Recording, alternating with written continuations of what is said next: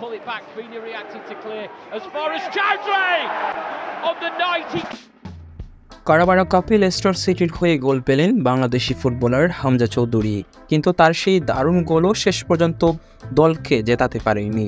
Huddersfield টাউনের কাছে ট্রাইব্রেকারে হেরে প্রথম রাউন্ড থেকে বিদায় নিতে হয়েছে প্রাক্তন প্রিমিয়ার লিগের এই দলটিকে। জন স্মিথ স্টেডিয়ামে ম্যাচের প্রথমার্ধ ছিল গোলশূন্য। বিরতির পর 54 মিনিটে লেস্টারকে এগিয়ে দেন বাংলাদেশের হামজা।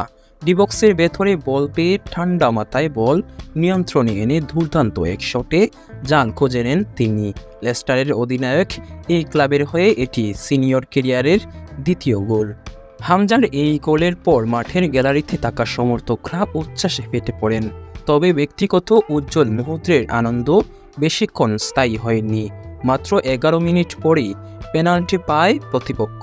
লেস্টারের গোলরক্ষক পেনাল্টি সেভ দিলেও ফিরতি শটে হেডে গোল দিয়ে সমতায় ফেরে হাডার্সফিল্ড। পরে হ্যারি উইঙ্কসের গোলে আবারও এগিয়ে যায় লেস্টার, কিন্তু 8 মিনিটের মাথায় ক্যামেরন এশিয়ান শটে ফের সমতায় ফেরে স্বাগতিকরা।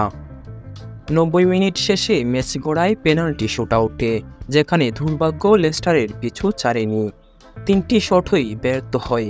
2টি সেভ করেন হাডার্সফিল্ডের গোলরক্ষক লি নিকলস আর একটি লাগে পোস্টে।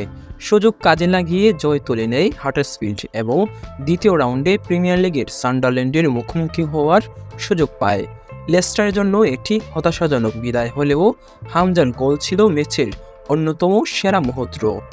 এই ম্যাচের 83 মিনিট অবধি মাঠে থেকে 93% অ্যাকুরেট পাসের পাশাপাশি ট্যাকেল উইন, বল রিকভারি থেকে ground dual win, short block সবকিছুতেই ছিলেন এগিয়ে আমাদের হামজা চৌধুরী। এমনকি 83 মিনিট খেলে বল টাচ করেছেন মোট 89 বার।